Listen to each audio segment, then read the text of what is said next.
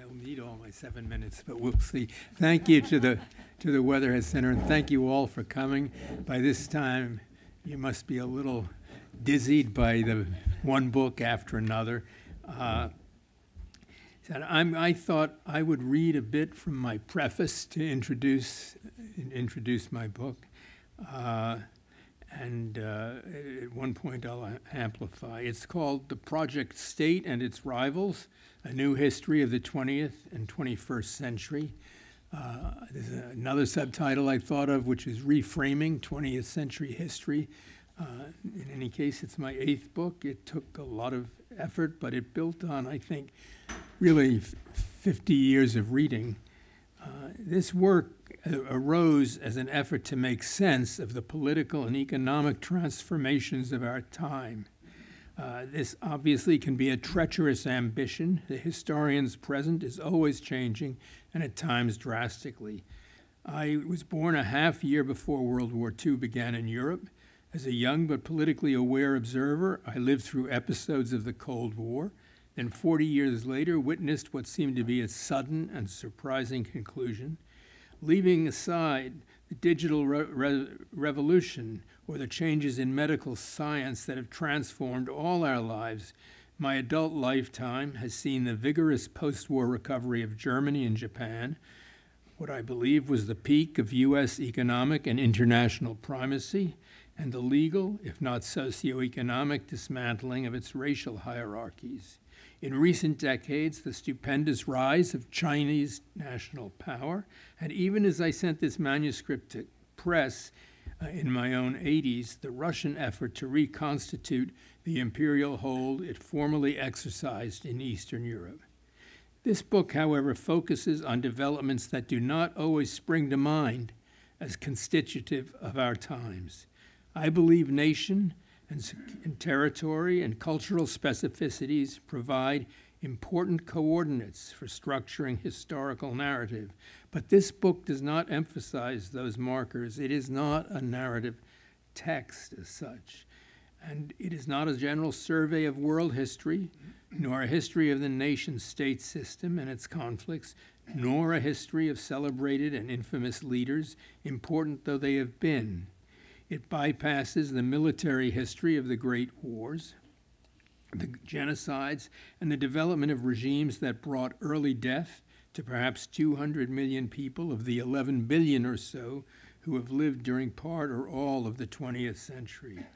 Instead, I try here to illuminate other conflicts and forces that have successively shaped, or perhaps more precisely allowed, the evolving political outcomes of the 20th century and the first quarter of the 21st. And to this end, I propose collective protagonists that are different from the heroes and the villains many histories follow. I focus first on project states, both democratic and totalitarian.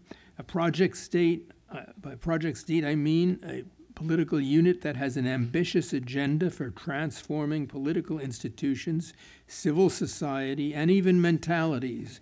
Many states are project states for a brief period of their time. I think of the New Deal, the Third Reich, the British Labour government, aspects of the Russian Revolution, and the two Chinese revolutions, one of 1911 and one of 1949. I don't claim expertise in these areas, and I touch down on different ones at different points. This book depends a lot on young researchers, my own graduate students and many others. Isaac Newton said, I see further because I stand on the shoulders of giants.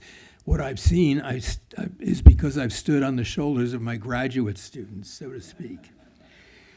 So I examine project states, resource empires, that is the interwar empires that were largely devoted not to more expansion, but to taking resources from the colonies and sending them back to the metropoles.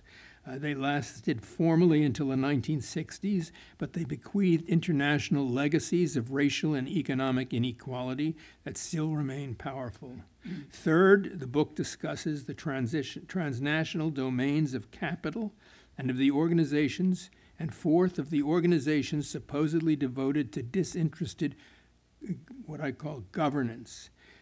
I have a specific usage of that I explained. By governance, I mean the effort to, through science or discussion or not through politics, to arrive at solutions for human problems.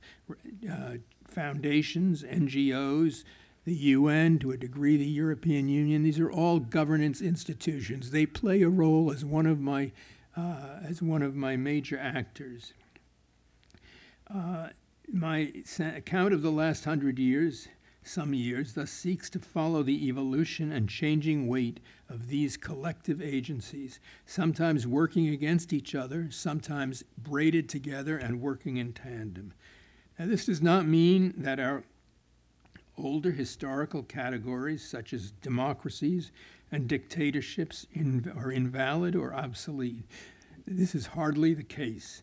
But reframing long-term categories of historical analysis, such as I've attempted here, can provide a more comprehensive sense of the changes underway for a century or more. I felt challenged at the outset, I have to confess, by Montesquieu, who argued in the mid-18th century that the laws, by which he also meant institutions, had to be consistent with each other, that when one changed, all must change, and that as if history were some giant spreadsheet, and my horizontal variables were these categories of project, state, governance, resource, empire, and such. And I had to be consistent with each other, and that when one changed, all must change, and that their underlying relationship was what he called the spirit of the laws. So I've tried here to account today for our new spirit of the laws, which I don't find a very cheerful one, but I hope, I urge you, it'd be nice to have you read this book. It's costly. Eventually, it'll be less costly. It's not quite. It'll be out for sale in April, but I think you will get a perspective of the world that you don't have from most of our histories. Thank you.